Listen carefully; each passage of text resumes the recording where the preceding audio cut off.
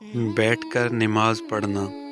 سیدنا انس بن مالک رضی اللہ تعالیٰ عنہ سے مروی ہے کہ نبی کریم صلی اللہ علیہ وآلہ وسلم گھوڑے سے گر پڑے۔ آپ صلی اللہ علیہ وآلہ وسلم کی دائیں جانب زخمی ہو گئی۔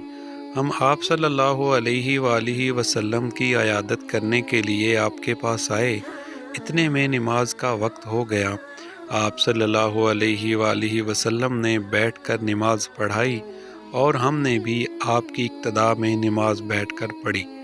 آپ صلی اللہ علیہ وآلہ وسلم نے جب نماز پوری کی تو فرمایا، امام اس لیے بنایا گیا ہے کہ اس کی اقتداء کی جائے، اس لیے جب وہ تکبیر کہے تو تم تکبیر کہو، جب وہ رکوع کرے تب تم رکوع کرو، جب وہ سجدہ کرے تب تم سجدہ کرو، جب وہ سمیع اللہ لمن حمیدہ کہے تو تم ربنا لک الحمد کہو، اور اگر وہ بیٹھ کر نماز پڑھائے تو تم سب بیٹھ کر نماز پڑھو۔